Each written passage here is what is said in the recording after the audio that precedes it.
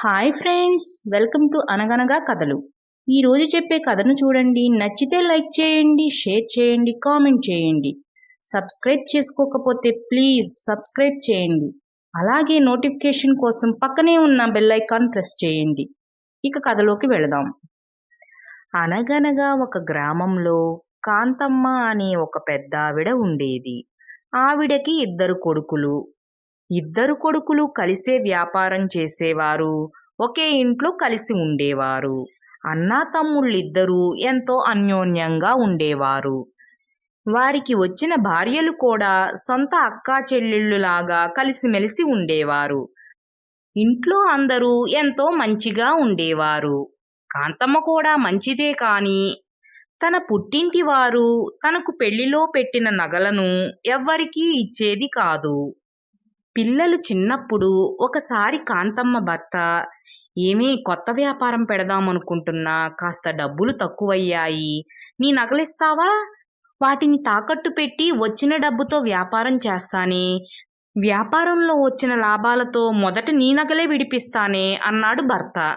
అమ్మో, ఇవి నా పుట్టింటి వాళ్ళు నా కోసం ఇచ్చినవి, నేనివ్వను అంది కాంతమ్మ. నీకోసమేలేమే ఇచ్చింది, ఏదో అవసరమై అడుగుతున్నా అంతేగా, మళ్ళీ విడిపించి ఇచ్చేస్తానంటున్నాగా. బయట అప్పులు చేస్తే వడ్డీలు ఎక్కువ అవుతాయే, అందుకే అడుగుతున్నా అన్నాడు కాంతమ్మ భర్త. వ్యాపారంలో లాభాలే ఎందుకు వస్తాయి, నష్టాలు కూడా వస్తాయి. ఒకవేళ నష్టం వస్తే నువ్వప్పుడు నా నగలు విడిపించవు. అమ్మో, నా నగలు నా పుట్టింటి వాళ్ళు నా కోసం ఇచ్చారు, నేను ఇవ్వనంటే ఇవ్వను అని కరాఖండిగా చెప్పేసింది కాంతమ్మ. ఇక చేసేది లేక కాంతమ్మ భర్త బయట అప్పు చేశాడు. ఇది ఇలా ఉండగా ఇలాగే అవసరం వచ్చి మరొకసారి, ఏమీ కాంతమ్మ, నా చేతిలో చిల్లి గవ్వలేదే, పీకల మీదకు అవసరం వచ్చింది, కాస్త నీ నగలు ఇవ్వవా, తాకట్టు పెట్టుకుంటా అన్నాడు భర్త. ఇదిగో మీకు ముందే చెప్పాను, ఆ నగలు నా పుట్టింటి వాళ్ళు నా కోసమే ఇచ్చారండి, నేనెవ్వరికీ ఇవ్వనని చెప్పానా? ఇవ్వనంటే ఇవ్వను అని గట్టిగా చెప్పింది కాంతమ్మ. అది కాదే, నేను చెప్పేది కాస్త అర్థం చేసుకోవే, అవసరం అలాంటిది, పీకల మీదకొచ్చి కూర్చున్నారు, ఇస్తావా ఇవ్వవా అని మరొకసారి అడిగాడు భర్త. నేను ఇవ్వనంటే ఇవ్వను, ఇంకెప్పుడు నన్ను అడక్కండి అని చెప్పింది కాంతమ్మ. ఇక చేసేది లేక కాంతమ్మ భర్త తన ఆస్తి పత్రాలను తీసుకువెళ్ళి తాకట్టు పెట్టుకుని తన అవసరాన్ని తీర్చుకున్నాడు. ఇక ఆ రోజు నుంచి ఎప్పుడూ కూడా ఎంతటి అవసరం వచ్చినా తన భార్యని పుట్టింటి వారి నగలు ఇవ్వమని అడగలేదు కాంతమ్మ భర్త. అలాగే కాంతమ్మ గురించి తెలిసిన కొడుకులు కూడా ఇంతవరకు ఎప్పుడూ కాంతమ్మని ఆ నగలు ఇవ్వమని అడగలేదు. ఇదిలా ఉండగా ప్రస్తుతం కొడుకులు ఉన్న వ్యాపారంతో పాటు ఇంకొక కొత్త వ్యాపారం కూడా చెయ్యాలనుకున్నారు. అన్నయ్య, ఈరోజు జోగినాథం డబ్బులిస్తానన్నాడా? తీరా ఇంటికి వెళితేనేమో ఇప్పుడు లేవంటున్నాడన్నయ్యా అంటూ కంగారుగా వచ్చి చెప్పాడు తమ్ముడు. అవునా, జోగినాథం ఇస్తాడు కదా అని మనం ధీమాగా ఉన్నాంరా. అయ్యో, తను ఇవ్వనంటే ఇప్పుడు ఏం చేయాలి? వేరే వాళ్ళ దగ్గర ప్రయత్నం చేద్దామన్నా సమయం లేదు, ఎల్లుండే కదా కొత్త వ్యాపారం మొదలు పెట్టేది అని కంగారు పడసాగాడు అన్న. ఏమైందండి, ఎందుకలా కంగారు పడుతున్నారు అని అడిగింది పెద్ద కోడలు. అది జోగినాథం మనకి డబ్బులు ఇవ్వాలి కదా, జోగినాథం ఇచ్చే డబ్బులతోనే కొత్త వ్యాపారం పెడదామనుకున్నాం, తీరా చూస్తేనేమో ఇప్పుడు లేవని చేతులు ఎత్తేశాడు ఆ జోగినాథం. సర్లే, ఇంకొక చోట అప్పు చేద్దామన్నా సమయం లేదు అన్నాడు పెద్ద కొడుకు. అయ్యో, అయితే ఇప్పుడేం చేస్తారండి అని ఒక నిమిషం ఆలోచించి, అత్తయ్య, మీ నగలు ఊరికే పెట్టులోనే ఉంటున్నాయిగా, మీ నగలు ఇవ్వండి, తాకట్టు పెట్టుకుంటారు అంది పెద్ద కోడలు. ఆ, నా నగలా? నా నగలు నా పుట్టింటి వాళ్ళు నా కోసం ఇచ్చారు, నేను నా భర్తకే ఇవ్వలేదు, ఇక కొడుకులకిస్తానా అంది కాంతమ్మ. కాదత్తయ్యా, పాపం వాళ్ళ అవసరం అలా ఉంది, ఇవ్వొచ్చుగా అని ఇంకేదో చెప్పే అంతలోనే, నువ్వు ఆగు పద్మకి తెలియకేదో అడిగిందిలేమ్మా, నీ నగలేమీ వద్దులే అన్నారు కొడుకులిద్దరూ. అదేంటండి అని పద్మ ఏదో అనేలోపే, నువ్వు ఊరుకో పద్మ, నీకేమి తెలియదులే అన్నాడు భర్త. మీకంత జాలనిపిస్తే మీ నగలు ఇవ్వండి, అంతేగాని నా పుట్టింటి వాళ్ళు నా కోసం ఇచ్చిన నగలు ఇవ్వమంటారా అని తిట్టుకుంటూ లోపలికి వెళ్ళిపోయింది కాంతమ్మ. అదేంటండి అత్తయ్య అలా అంటున్నారు అంది పద్మ.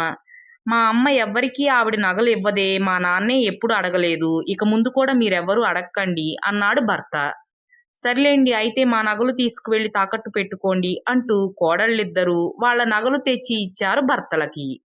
ఇలా కొన్ని రోజులు గడిచిపోయాయి. అక్కా, ఎల్లుండి మా బంధువుల పెళ్ళుందిగా అంటూ నసికింది చిన్న కోడలు. ఉంది, నువ్వు వెళుతున్నావుగా అంది పెద్ద కోడలు. వెళుతున్నాను గాని నగలన్నీ తాకట్టు పెట్టాంగా, వేసుకోవడానికి ఏమీ లేవక్కా, అదే బాధగా ఉంది అంది చిన్న కోడలు. ఒక పని చేద్దాం లక్ష్మి, వెళ్ళి అత్తగారిని నగలు అడుగుదామా అంది పెద్ద కోడలు. అమ్మో, మొన్న వాళ్ళ కొడుకులు అడిగితేనే ఇవ్వలేదు, ఇక నాకు ఇస్తుందా అంది చిన్న కోడలు. మొన్నంటే తాకట్టు కోసం అడిగారు, ఈరోజు తాకట్టు కోసం కాదుగా, పెళ్లికి వెళ్ళడానికి అడుగుతున్నావు, పెళ్లి నుంచి ఇంటికి రాగానే ఇచ్చేస్తావుగా, ఇస్తారులే పదా అంటూ తోడికోడలిని తీసుకుని అత్తగారి వద్దకు వెళ్ళింది పెద్ద కోడలు. అత్తయ్య, లక్ష్మి పెళ్లికి వెళుతుందంట, నగలేమో తాకట్టు పెట్టున్నాయి కదా, వేసుకోవడానికేమో ఏమీ లేవు, కాస్త మీ నగలిస్తారా, పెళ్లికి వెళ్ళి రాగానే ఇచ్చేస్తుంది అని అడిగింది పెద్ద కోడలు. ఏంటి, నా నగలు ఇవ్వాలా? చాలే, ఆ నగలు నా పుట్టింటి వాళ్ళు నా కోసం ఇచ్చారు, నేనెవ్వరికీ ఇవ్వను. అయినా నగలు లేకపోతే పెళ్లికి రానివ్వరా ఏంటి? నువ్వు నగలేమి వేసుకోకుండానే వెళ్ళు అంది అత్తగారు. నగలు లేకపోతే రానివ్వరని కాదత్తయ్యా, విలువేముంటుంది, కాస్త మీ నగలివ్వండి, రాగానే ఇచ్చేస్తుందిగా అంది పెద్ద కోడలు. చాలే, ఎన్నిసార్లు చెప్పాలి, నా పుట్టింటి వాళ్ళు నా కోసం ఆ నగలు ఇచ్చారు, అంతేగాని అందరూ వేసుకోవడానికి కాదు, ఇంకెప్పుడు నన్ను ఆ నగల గురించి అడగొద్దు అని ఖచ్చితంగా చెప్పేసింది అత్తగారు. అబ్బో, మీకే పుట్టింటి వాళ్ళు ఇచ్చింది నగలు, మాకివ్వలేదు మరి మా పుట్టింటి వాళ్ళు, మేము అవసరానికి వాటిని తాకట్టు పెట్టడం లేదు, అయినా ఇంకెన్నాళ్ళులే నా పుట్టింటి వాళ్ళు నాకు ఇచ్చారా నగలు అనుకునేది, చనిపోయిన తర్వాత ఎట్లయినా మాకేగా అవి వచ్చేది అని తిట్టుకుంటూ అక్కడి నుంచి వెళ్ళిపోయారు కోడళ్ళిద్దరూ. అవును, నిజమే, నేను చనిపోయిన తర్వాత నా పుట్టింటి వాళ్ళు పెట్టిన నగలు నాతో రావుగా, అమ్మో, నా పుట్టింటి వాళ్ళు పెట్టిన నగలు నాతోనే తీసుకువెళ్ళిపోవాలి, ఎలా తీసుకువెళ్ళాలి అని తెగ ఆలోచించసాగింది కాంతమ్మ. నా పుట్టింటి వాళ్ళు నా కోసం పెట్టిన బంగారాన్నంతా అమ్మేసి మొత్తం బంగారాన్ని డబ్బుల రూపంలోకి మార్చేస్తా, ఆ డబ్బులన్నిటినీ నా బట్టలకు కుట్టుకుంటాను, అప్పుడు నేను చనిపోయినప్పుడు నాతో పాటే వచ్చేస్తాయి మొత్తం అని అనుకున్నది తడువు బంగారాన్ని మొత్తం కొడుకులు వద్దని వాదిస్తున్నా సరే వినకుండా డబ్బుల రూపంలోకి మార్చేసింది. వాటిని తన చీర అడుగున కుట్టేసుకుని ఒంటి మీద వేసుకుంది కాంతమ్మ. ఏంటో ఆవిడ పిచ్చి కాకపోతే, ఆవిడ చనిపోతే మాత్రం ఆ చీరతోనే మనం కాల్చేస్తామా, వేరే చీర కట్టి ఈ చీర తీసుకుంటాం, అప్పుడిక ఆవిడ ఏం చేయగలదు అని నవ్వుకోసాగారు కోడళ్ళిద్దరూ పక్క గదిలో.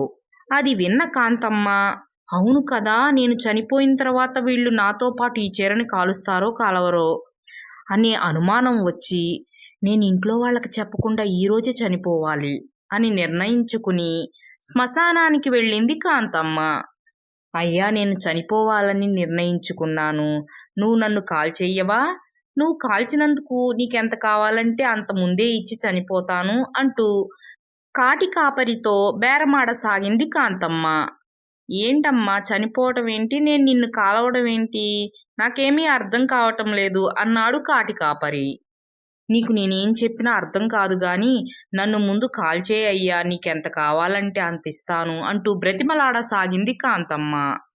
అయ్యో, ఈ కాంతమ్మ గారికి మతి చెల్లించినట్టుందే, అందుకే ఇంట్లో వాళ్ళకి చెప్పకుండా ఇలా వచ్చినట్టుంది, ఈవిడ్ని నేను మాయపుచ్చి ఇక్కడే ఉంచి నేను వెళ్ళి వాళ్ళ అబ్బాయి వాళ్ళకి చెప్పి రావాలి అని మనసులో అనుకుని, సరే అమ్మా, నువ్వు ముందు నాకు డబ్బు ఇచ్చేసే, నేను వెళ్ళి పుల్లలు అవి కొనుక్కుని వస్తాను, ఆ తర్వాత నిన్ను కాల్చేస్తానే అన్నాడు కాటి కాపరి.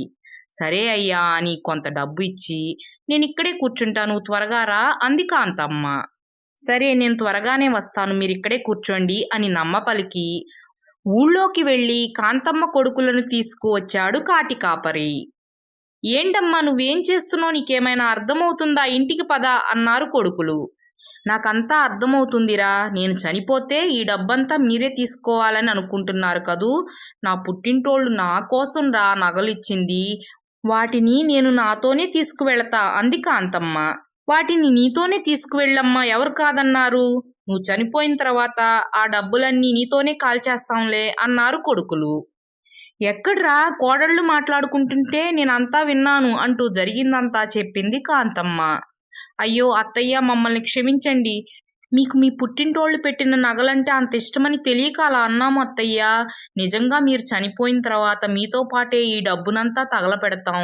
మమ్మల్ని నమ్మండి అని క్షమాపణలు కోరుకున్నారు కోడళ్ళిద్దరూ. ఏమోరా, మీరలా చేస్తారో చెయ్యరో నాకు నమ్మకం లేదు. అందుకే నేనిప్పుడే చనిపోతాను అంది కాంతమ్మ. మమ్మల్ని నమ్మమ్మా, మేం చెప్పేదంతా నిజమే. నువ్వు చనిపోయిన తర్వాత నీతో పాటే ఈ డబ్బుని కూడా దహనం చేసేస్తాం అని తల్లికి నమ్మకాన్ని కల్పించి ఇంటికి తీసుకువెళ్లారు కొడుకులు. అత్తగారికి పుట్టింటి మీద ఉన్న పిచ్చిని చూసిన కోడళ్ళు ఇక తర్వాత ఎప్పుడూ ఏమీ అనలేదు. కానీ ఈ విషయం తెలిసిన ఊరి వారందరూ మాత్రం కాంతమ్మ పిచ్చి పరాకాష్ఠకు చేరిందని నవ్వుకోసాగారు. ఫ్రెండ్స్, ఈ కథ మీకు కూడా నచ్చిందనే అనుకుంటున్నాను. Thanks for watching. మరో మంచి కథతో మళ్ళీ కలుద్దాం. అప్పటి వరకు సెలవు. Take care. బాయ్.